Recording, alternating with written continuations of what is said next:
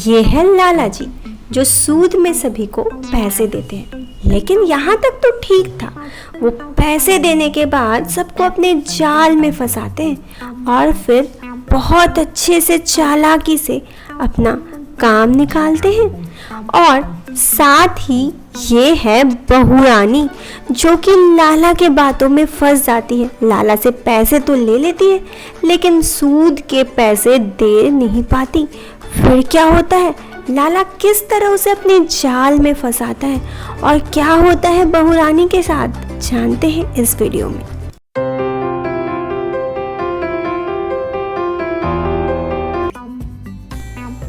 अरे बहू रानी, अब क्या हो गया तुम्हें? अब क्या चाहिए? लाला जी, कुछ पैसों की जरूरत है, कुछ सामान खरीदने हैं, घर का कुछ भी नहीं है खाने के लिए, कुछ पैसे दे दो। पहले से तो इतना पैसा लेके रखी है उधारी, अब उसको देने के बदले फिर से मांगने आ गई। पहले उसको चुका फिर मांगना। नहीं नहीं लाला जी, मैं वो पैसा चुका दूंगी, लेकिन अभी मेरे बच्चे भूखे हैं, उसके लिए खाना लेके जाना है, कुछ मार्केट से सामान लेना है। प्लीज़ लाला जी, मना मत करो, अभी दे दो, मैं ये पैसे अगले महीने चुका दूंगी। मुझे तो तुझ पे भरोसा नहीं रहा। अब पहले से इतना उधारी दे चुका हूँ बस तेरी इस भोली सी सूरत को देखकर, लेकिन तू पैसे चुकाने के बदले पैसे मांगते रहती है। मैं नहीं दे सकता और पैसे। नहीं नहीं लाला जी, ऐसा मत करो, प्लीज़ मुझे थोड़े से पैसे दे दो, अगले महीने मैं पक्का चुका दूंगी। और अगर तू ना चुका पाई तो कहाँ से देगी तू पैसे, और मैं कहाँ कैसे लूँगा तुझसे पैसे? अगर मैं अगले महीने ना दे पाई तो जो बोलोगे मैं सो कर दूंगी, तुम्हारे घर में आके मैं बर्तन खाना सब कुछ बना दूंगी, तुम्हारे घर में नौकर जैसा काम कर दूंगी, लेकिन प्लीज़ इस महीने मुझे पैसे दे दो। ठीक है बहू रानी, तू लेके जा पैसे, लेकिन 1 महीने का वक्त मैं देता हूँ तुझे। अगर 1 महीने के अंदर तू पैसे ना दे पाई तो मैं जो बोलूँगा सो करना पड़ेगा तेरे को, ठीक है ना? ठीक है लाला जी, तुम्हारा बहुत बहुत धन्यवाद इस बार पैसे देने के लिए। लाला का नियत बिगड़ जाता है और वो सोचने लगता है कि मुझे पता है बहू रानी कि तुम पैसे नहीं दे पाओगी, और मैं तुम्हें पैसे दिया, मैं बुर्बक भी नहीं हूँ। मैं तुमसे अपना काम निकाल के रहूँगा।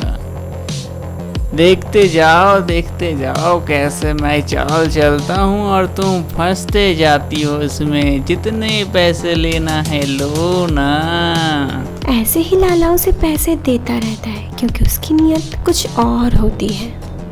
1 महीने बाद बहू रानी लाला के पास दोबारा से आती है। माफ़ कीजिएगा लाला जी, मेरे पैसों का इंतज़ाम मैं नहीं कर पाई, कुछ वक्त और दे दीजिए, और मैं जैसे बताई थी आपके घर में अगर कुछ भी काम होगा तो मैं कर दूंगी, प्लीज़ मुझे माफ़ कर दीजिए। देखो बहू रानी, मैं हूँ लाला, मैं सूद पे पैसे देता हूँ, उसके बदले सूद समेत पैसे वसूलता हूँ, यही मेरा बिजनेस है। अब तुम ही बताओ, अगर हर कोई को ऐसे ही माफ़ करता रहूँ तो मेरा बिजनेस कैसे चलेगा? कुछ वक्त दे दीजिए लाला जी, बस 1 हफ्ते का वक्त दे दीजिए।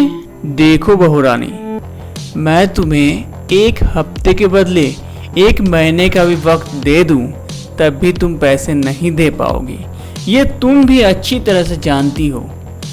और अगर तुम इस सच को मान लो तो ही अच्छा है। अब बताओ तुम मेरे लिए क्या कर सकती हो इस पैसे को चुकाने के लिए?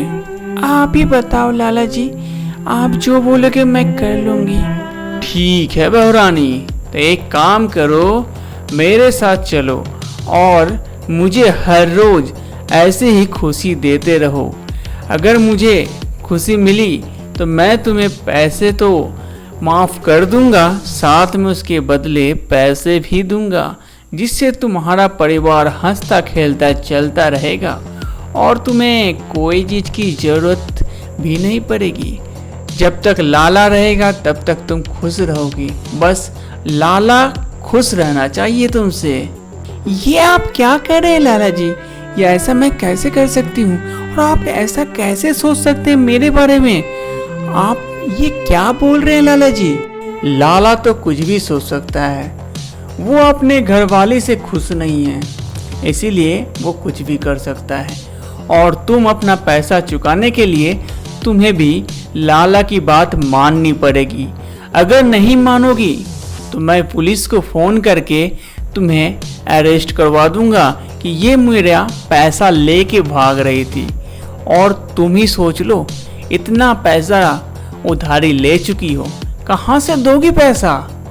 कहाँ से लाओगी इतना पैसा? उसका सूद भी तो बहुत हो गया, तुम कभी ज़िंदगी में चुका नहीं पाओगी। इसीलिए मैंने एक अच्छा उपाय बताया। अब तुम्हारे ऊपर निर्भर करता है कि तुम क्या करना चाहती हो। अगर तुम्हें शर्त मंजूर है तो मेरे पीछे पीछे कमरे में आ जाना, ज़्यादा लेट मत करना, मैं इंतज़ार कर रहा हूँ।